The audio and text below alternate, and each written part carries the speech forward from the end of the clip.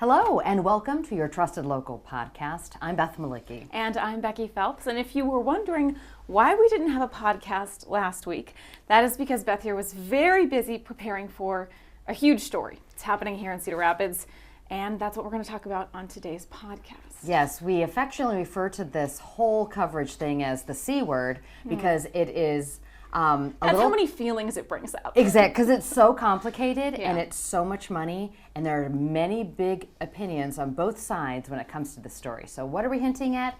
The casino. And it was the longest story I've ever done on the air. I just rewatched it to refresh How'd you have my the memory. time? And I think both parts combined, it was close to 15 minutes. It was, and it took months in the making, and I can't take or all the credit or blame for the piece. One of our investigative reporters, the investigative reporter, Ellen Ryder, and Nick Nading also helped put it all together and make it come to life. But let's dive right in. What are your questions about the C word? And by that, of course, we mean casino. So one of the most interesting things that I didn't expect while watching your piece was that it does not start in Cedar Rapids. No, so we received contact from our sister station in Louisiana. And by sister station, it doesn't mean we ever interact with them. Couldn't name a single soul who works there, but we have the same ownership. We at kcrg TV9 are owned by Gray Communications, and they own dozens of TV stations. All across the country. Which is great for us. It is, especially in moments like this. So they contacted us and said, do you guys have like a casino that you're trying to get? I'm like, well, personally, no, we're not involved, but we cover it a ton. A ton. And they go, well, the guy who used to run the regulatory board here in Louisiana, and I wish you could just imagine a very heavy Southern accent because I can't do it. He is trying to get a hold of you. We're like, why? Okay, great. So sure enough, he got a hold of us and had sent us a lot of information ahead of time. Many, many spreadsheets regarding finances of all the casinos in Louisiana. Of which there are many. There are many, and Louisiana isn't that much bigger than Iowa. The state as a whole is over 4 million. We are over 3 million, so it's not like a wildly bigger state, but the way they regulate their casinos is very different. They have also been plagued by corruption within the gaming community and within the regulatory body and others, including the governor, of years past. So the story of gaming in Louisiana is much juicier than the story of gaming in Iowa, and Iowa's is juicy enough. It feels like it. So we set up a Zoom, and Ellen, the investigative reporter, and I talked to a really nice guy named Ronnie Jones, who explained that he's not against this particular ownership group from opening a casino in the state of Iowa or another casino in the state of Iowa, because they've owned a few in Iowa, but he's greatly concerned about Peninsula Pacific and Brent Stevens'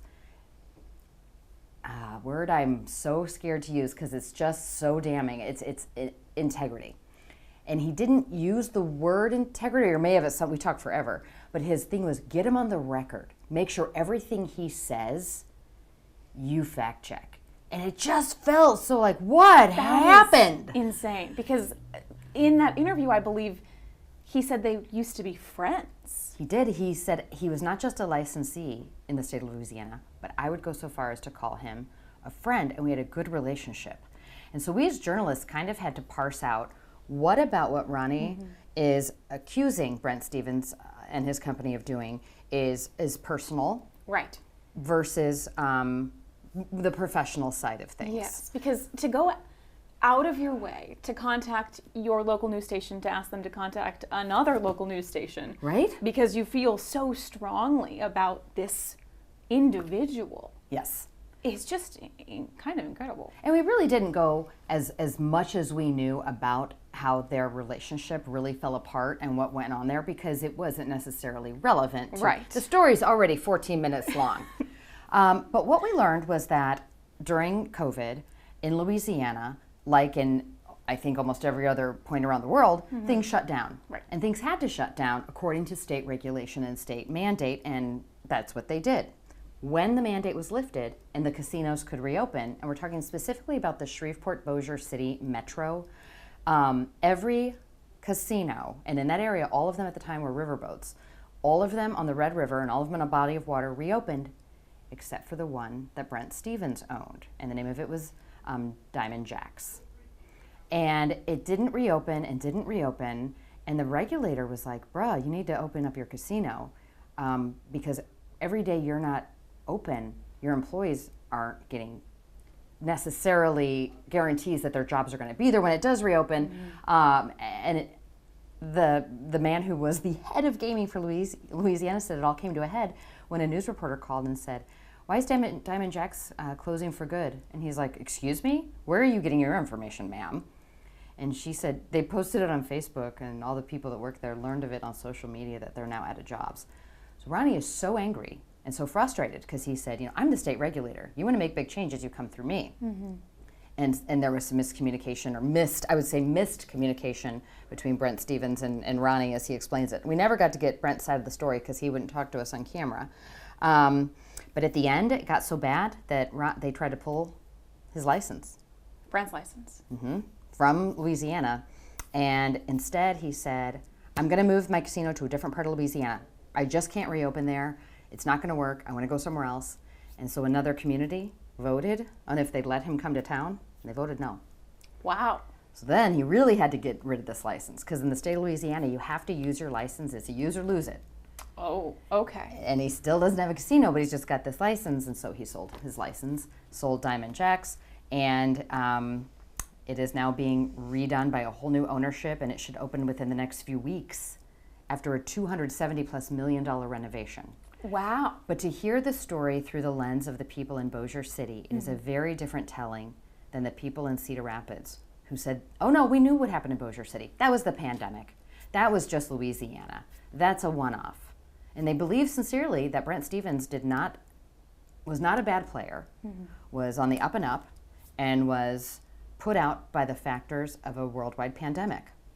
We pushed Cedar Rapids investor leader, and now he's part of the investment group, but he's not the leader per se, Steve Gray, and he had no concerns whatsoever. He too calls Brent Stevens his friend and is delighted to have him be the operator. So a little point of clarification, in Louisiana, casinos can be run by the people who hold the license. So Brent Stevens was a licensee and an operator. Okay. He ran the casino and he held the license. In the state of Iowa, that is not possible. It's set up differently. A nonprofit has to hold your license, and then that nonprofit works with an operator who actually runs the casino. So for example, in Washington County, Riverside Casino and Golf Resort, that operator, Elite Gaming, head by Dan Keel, runs that casino, makes a lot of money off of the profits from that casino, and he is the casino. He doesn't hold his own license. The Washington County Riverboat Foundation holds the license. So what do they do with it? I mean, I'm picturing like a golden ticket from Willy Wonka. It is so much money. It's so much. They just hold this license and money falls out of it. It's incredible. And candy. Yeah. But it's a graduated amount of money in the Riverboat Foundation there in Washington County. But the state requirement is if you hold a license, that casino who's running must give you at least 3% of their adjusted gross revenue. Yes.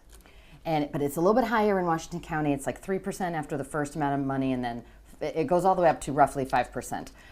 But in Cedar Rapids, if that casino happens, it's way more. It's 8% they promise to give nonprofits. So those nonprofits, like in Washington County, the people that hold the license, that nonprofit, they get X amount of dollars from the casino, and then they send out grants. And there was one session of giving out grants I was reading on their website. Every single grant that was submitted, that was awarded, the grantees got the full amount they asked for. That never happens. In the world of nonprofit, you ask for $3 million and you get $500,000 and you're tickled. You're delighted. And these are sizable grants. They are. In Washington County, for example, the Riverboat Foundation gave the YMCA $3 million for their new pool. Which, it's a nice pool. And did you notice in the video what's on every single diving platform in that pool? No, I did not. The logo of the Washington County Riverboat Foundation. As a big old thank you. There you go. And they said without the Washington County Foundation, Riverboat Foundation, there would be no YMCA pool. Yeah. Because $3 million in the town of Washington, that's bananas. Yes. One of them to Kelowna for a huge piece of property. And you were there. You saw it in action. So what did it look like? Oh, my goodness. So the town of Kelowna here, it's about 30 minutes away from Cedar Rapids, 45. They, a few years ago, got the chance to basically double the size of their town. Like, it was an incredible piece of property that they were able to purchase and turn part of it into housing developments. And they were just starting to build when I went there for our Town series. And it was transformational for that community. Transformative, yeah. Unbelievable amount of land. And the Bike thing that paths, nature areas. yes, think of those everything. amenities that are so expensive and can really add to the cost of a house. But if you have casino money in your community, because Kelowna is obviously in Washington County, where dollars are coming in, you can really, it improves a lot. It can make the housing more viable from a price point, and you still have a dog park. You still have a nature trail. You still have lots of beautiful things to look at, and you can go to the Washington County Pool, the YMCA, and have a membership there. It's just, I could not underscore, doing all the research for the casino piece, every document I reviewed, every conversation I had, the reason why there are so many feelings behind this is because of the money involved. I try not to laugh at people, but sometimes I can't help it. One of the comments on one of the stories we did about the casino, it's like, I don't know why we need a casino. Why don't you just build a bowling alley? I'm like, friend, the money. The bowling alley. I love bowling alleys. Yeah. But no. Hold on. We have in here how much Riverside brings in a year, I think. Yeah, 120 some odd million. $129 million in 2024. Alone. 700 employees. Yeah. And that money is part of the argument for why Lynn County wants a casino so badly, because the money that Riverside is getting, Lynn County, I guess, has seen some of that grant money, but it's hilariously less. So there is, you're right, Becky. You know, there are only 19 commercial casinos, and I say only because we all know that there are 99 counties. And also the casinos are not evenly distributed across the state. Those 19 aren't in 19 separate counties. But for argument's sake, let's pretend like they are. Still leaves out quite a few counties without gaming revenue benefiting them directly. And those nonprofits that hold the license and give out the grant money, they can give money beyond their borders, beyond their own county, but they almost never do. Yeah. So the state did set up what's called the endowment grant. And what it is, it's only for casinos. And they have to give a certain percent of their adjusted gross revenue to this fund. And that fund distributes to the counties in the state of Iowa that don't have casinos. It's sort of you'll be okay. Okay. So in this county of Lynn, interesting, which does not have a casino, yeah, it receives, it also depends on, like during COVID, casinos didn't make as much, so the numbers aren't totally even, but like $130,000 in grants that it could give out from the endowment fund, from the state. Okay.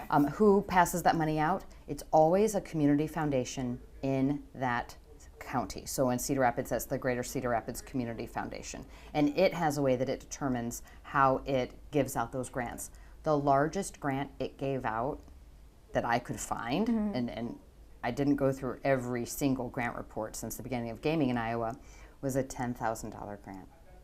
Keep in mind, Washington, which $10,000, $3 million, but the YMCA gets $3 million. So that I think illustrates the difference between the benefit that non-gaming counties, by and large, see versus those that don't have gaming. It's huge. And we're not even getting into the argument around, is gaming moral?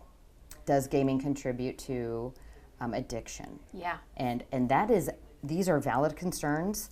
The studies that the state commission, the regulatory agency paid for, doesn't touch on any of that. Like, that is not the conversation anymore when it comes to casinos in Iowa. It was the conversation when casinos were first emerging and expanding in the state, but for whatever reason, the energy around those concerns has really fallen off. I don't know if it's because we've just changed as a society, we don't care about that as much, or if there's not great data. I tried to I could not find clean, recent, reliable studies that showed a clear link between an increase in crime and increase in addiction.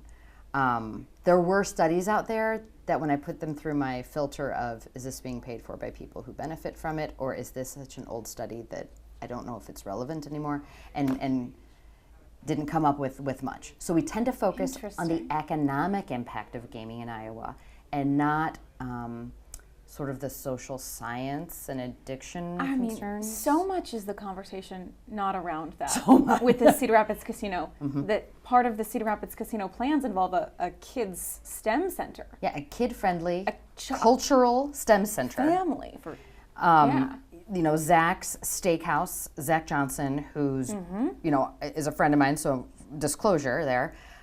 Also, reputationally, is largely known as a very moral and, you know, Christ faith-centered man. Yeah. So, and had, you know, if he's putting his name on the steakhouse.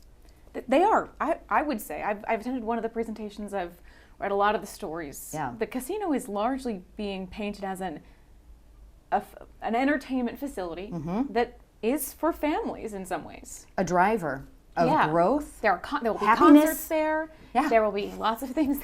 That's interesting. That turn away from that. So I just want to morality mention talk. that, like, the casino thing for me, I grew up in St. Louis where there was like one or two or whatever riverboat casinos. Never went. Maybe went once in college with a boyfriend at the time who dragged me there, and I hate. It's just not my jam. Smoke everywhere. Then I covered my first big casino story in mid-Missouri when I worked there, and it was I Love Capri was coming to mid-Missouri, coming to Boonville, Missouri, which is the smallest town in America. It's not the smallest town in America, but it's very small.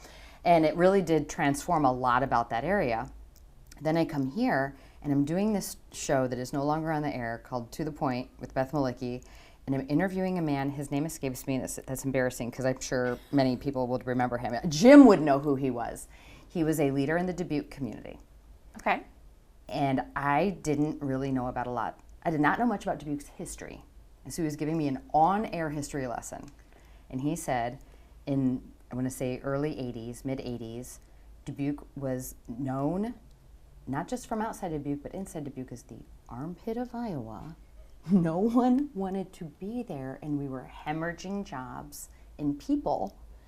And so we got the incredible nickname. It was a wild story. So they got the heads of different industries in the room, and by industries I don't mean the titans of, you know, manufacturing. I mean they got together union, government, and industry. So these three groups got together, and again, this is his story. A man whose name escapes me, and he said, we all got together and said, we're either going to come up with an escape plan on how we're going to wind down this city and who's going to be the last to leave to turn out the lights, or we need a Hail Mary. We need a solution to get Dubuque moving forward. Out of the armpit. Get it above the neck, people. And their solution was build a casino that the city owns and reaps the financial benefit from directly, not just through tax, not just through, like, you know, putting a tax on the property and on the tickets or whatever. It's on the city actually owns the casino, so any money the casino makes after paying its bills is gravy for the city. And that's what they did, and the city absolutely did a 180. This man was a Republican, and he was convinced and said it loudly that Dubuque would not have survived without the city-owned casino. I'm like, what? I've never even heard of such a thing. So, of course, I believe nothing I hear because journalist issues. Right. As Bruce Auney validated this, I've been Googling my heart out and reading, and it is, I can't find anything that disputes his assertion. Wow. And today, that casino is still owned by the city, and it's still benefiting. So I think so many. And I would just for someone who understands, Dubuque is currently not in any way known as the armpit of Iowa. No! It's a lovely city that our joke, people travel to. Sunshine and rainbows. Yeah. Everything is better in Dubuque. I mean, it is. The architecture is beautiful. Yes. It's a gorgeous city. And it has a lot of investment, and it has just thriving aspects of industry. Yes. And beyond. Concerts. That cultural element, the work they're doing on Schmidt Island. I mean, it's always, and it's also continuing to grow and improve. I don't think anybody would say it is a singular decision or a singular thing, but that guy sure did. Casino money, as we understand it, couldn't hurt. So here's what where... an interesting Hail Mary. Very interesting Hail Mary. And so the question, I think a lot of people, or the question I've been getting, so you've spent so much time looking at this. Do you think Cedar Rapids should get a casino? I go, well, first of all, as a journalist, I'm allowed to have a public opinion. I personally don't game. I'm comfortable sharing that, with the universe. I also don't get mad at people who do. I just don't. I don't care. Yeah. When you look at it from the state as a whole, Cedar Rapids would grow the amount of money the state can tax when it comes to gaming revenue. So it would be to the tune of, according to the estimation, $60 million additional dollars a year that the state could tax to fund schools, to fund social service programs, to build roads. That's obviously a very lot of money. Pro-casino fact. The reality is other casinos near Cedar Rapids, namely Riverside, but also Isle of Capri, to a lesser degree the two Dubuque casinos, Tama, the tribal casino, one of 4 in the state, Meskwaki, they will see millions of dollars in annual losses. Millions. And there's a trickle effect there. Because those nonprofits that hold the golden ticket, the license, and give out grant money, they will see a hit. Because they only make money when the casino makes money. But as a whole, even if you subtract all of the cannibalization that will be lost to those other casinos and their nonprofit license holders, you are still getting a net financial benefit as a state. There will still be more money going to nonprofits with a Cedar Rapids casino. Yeah. I found it interesting, one of the lines, these studies, the State Commission, they're each 60 pages plus. And yes, I did read them all. You're welcome. The one line was... Again, months of research. So many feelings. That the jobs loss in Riverside, because if Cedar Rapids opens and it causes job losses at the Riverside Casino, there is a strong likelihood that the people who lost their jobs will probably find new ones in Cedar Rapids. That's probably cold comfort to some who have established lives in Washington County. That is interesting. But it was an interesting paragraph in one of the studies that it was said there's going to be such a need for skilled workers in not just on the gaming floor, but to run a casino full stop, that they believe there would be reabsorption and shifting of jobs. That loss of jobs in Washington County and the surrounding areas from a Riverside casino, if a Cedar Rapids casino happens, that must have been a second gut punch for people in that region who are reading that sentence oh great, they're not going to stay nearby and get jobs in our community, they're going to bail. They're going to leave, yeah. Which maybe. These are estimations. These studies are just estimations. But that is, Riverside estimated 200 jobs they might have to cut. And we asked to talk to Dan Keel, the CEO and president of Riverside, but really of Elite Gaming. And we did not hear back. We did hear from the general manager at Riverside, and one of our other reporters, Jackson, interviewed him. So we were grateful to have that, that perspective. We try so hard to get all of the relevant voices on camera, and that it just doesn't always happen. It does not always happen. Not everyone is willing to talk. Not everyone wants to share their story, which is understandable to a point, but we do our best. It is also difficult, not difficult, but doing this topic on this day, it's Friday. Next week, so many things could happen in the State House to make it all moot for between 5 and 8 years. As you've been doing months of research, things have been changing every single week, and there have been every other casino, maybe not every other, many of the other casinos in Iowa have been working very hard to prevent the Lynn County Casino in a variety of ways, most recently with a petition against the ballot language. So, even that was just a development between, when your story aired Monday and Tuesday and the decision this week. And the decision to not decide was wild. And so that the state regulatory board that decides if Cedar Rapids gets a casino or not, the Iowa Racing and Gaming Commission, they heard oral arguments from both sides, one side, Riverside, and the foundation. And maybe help me clear this up a little bit, because it was confusing to read. It's so confusing. Their argument was that the ballot language when Lynn County voters decided on if they wanted a casino, that the ballot language was bad, and so the whole vote was invalid? That's exactly what the Riverside folks argued, that in 2021, when Lynn County voters voted a majority to allow gaming in Lynn County, the question they were asked was to allow gaming to continue. And their argument was, how can you continue something that doesn't exist? And that inartful or misleading language renders the ballot invalid, meaning the Iowa Racing and Gaming Commission does not have the authority to grant Lynn County a license because Lynn County hasn't jumped through the proper hoops to receive one. So on the other side, which is obviously the Cedar Rapids gaming friends, they were like, are you kidding me? That happened in 2021 and you're just bringing this up now? They are, yeah. And not my favorite part, but what I think the funniest part was the Iowa Racing and Gaming Board were like, yeah, cool. Thanks for the argument. We're not deciding. We don't want to weigh in. Y'all can just take this to court if you want. What that means is, by not deciding, Cedar Rapids' bid for a casino gaming license stays open. And they can still get one if that same group of people decides on February 6th if Cedar Rapids deserves one. And if before February 6th, the Iowa State House doesn't put a moratorium on any more casinos, which is a bill going through both the Senate and the House right now. So Fridays, as we know, but maybe I say normal people with real jobs don't know, on Fridays lawmakers don't work in the state of Iowa. Obviously there's extenuating circumstances that they will work on Fridays, but typically they're not. There's no session. They're driving back home. Yeah, they're heading back to their home communities. And so on the House side, Bobby Kaufman introduced a bill, and that was the first one we heard was coming. Yes, Bobby Hoffman, he warned everyone. Dropped that news and then got on a plane and went to the Trump inauguration. So he was out of touch, obviously. No comment, no clarification. I messed up the casino. No details. Just get ready for that.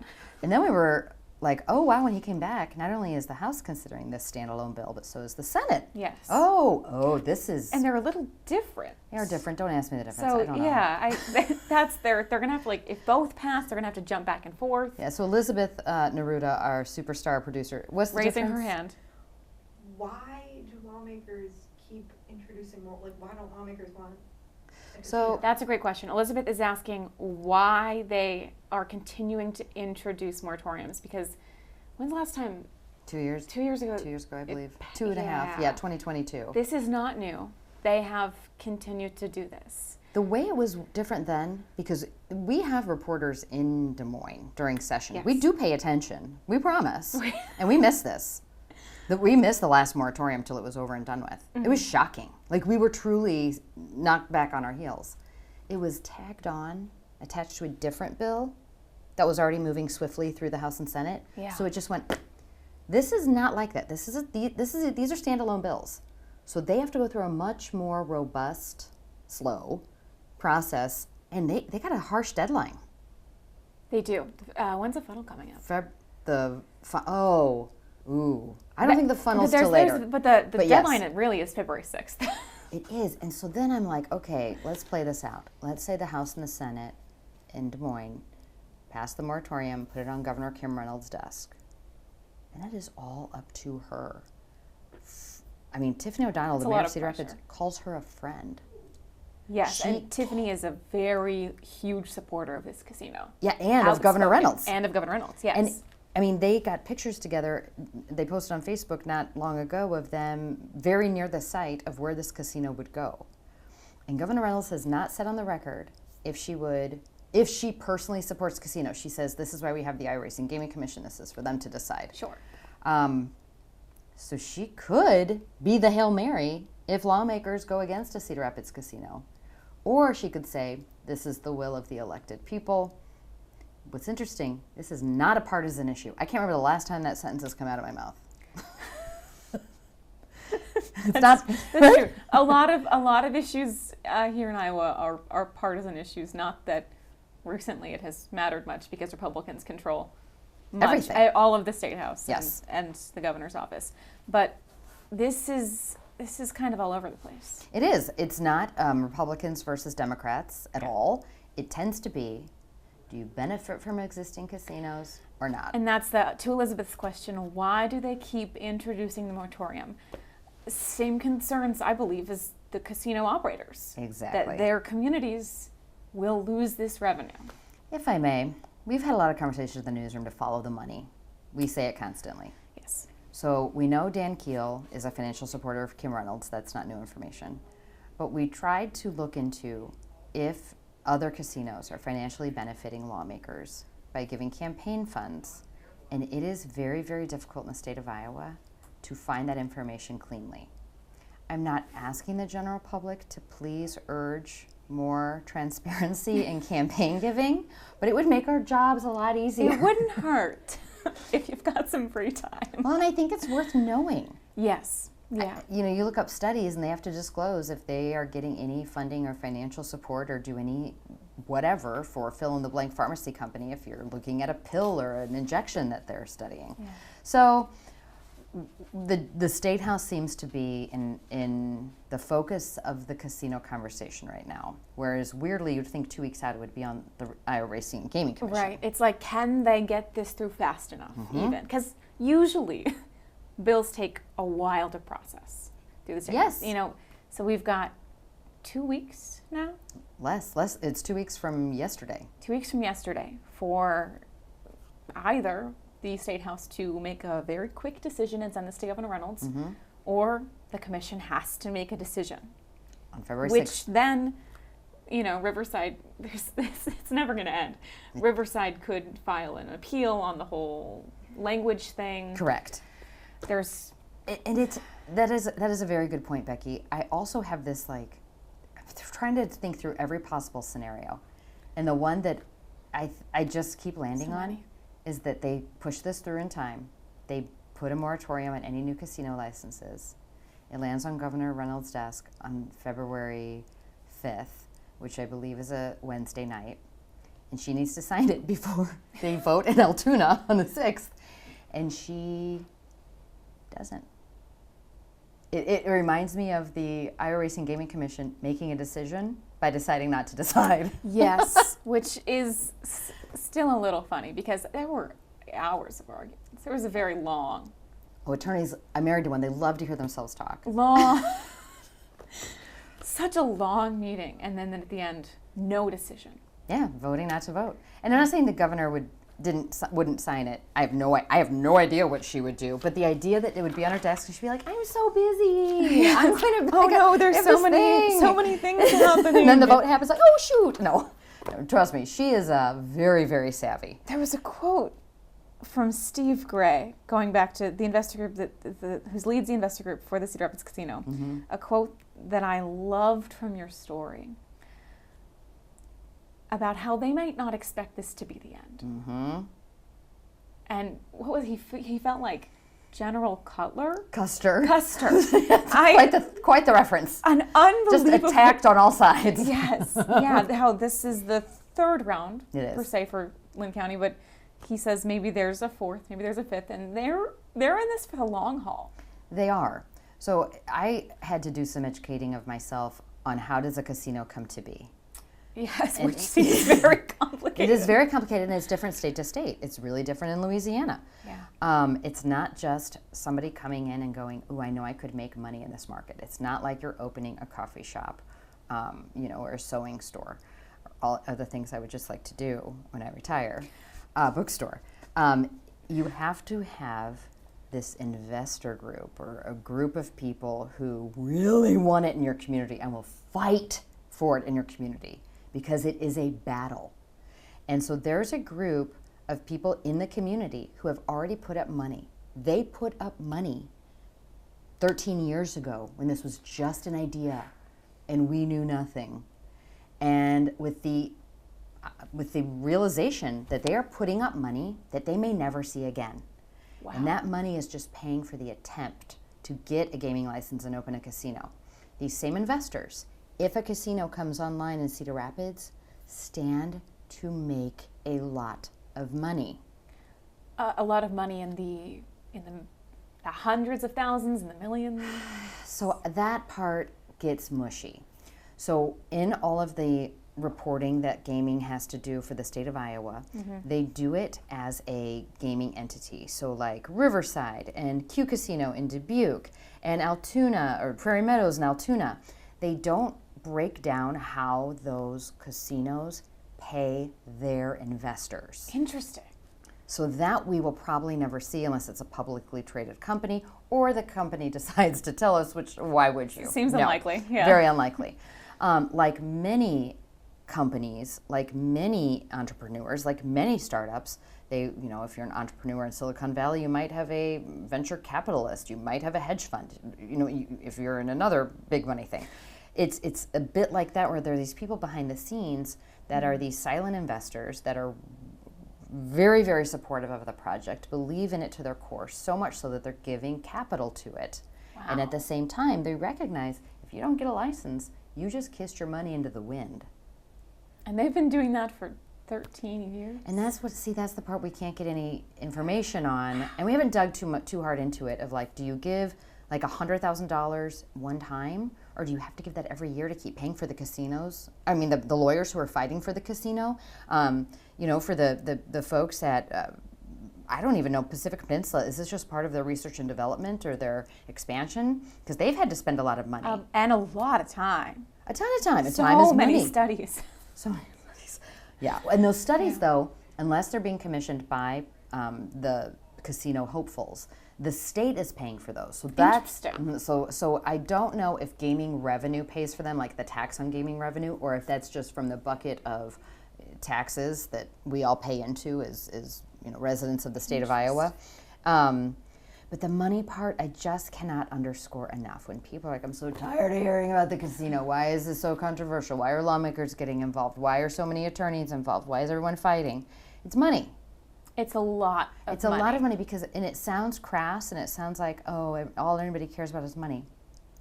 People, I hate to break it to you. Yeah, Money is what feeds poor people through a nonprofit. Money is what creates a beautiful stage for a live performance starring our favorite local actors. Money creates opportunity. It also provides jobs. So money is a little bit of a flip way of putting it, but what it really means is growth and opportunity. And those folks around the state of Iowa who are already seeing the benefits of a casino are trying to do anything they can to stop this one. Wow. Well, probably by the time you listen to this, even more developments have occurred. Probably. So please stay tuned. Buckle up. Yeah, and really, if a moratorium goes through, we might be just talking about this in 5 to 8 more years, depending on if that passes and the governor signs it before February 6th. Well, thank you for all of the months of research. Thank you to Ellen, to Nick for all of the work that's been put into this story. It's a very important topic right now. We learned a lot. I hope you did too. Thank you for watching this edition of your trusted local podcast. We will see you next week.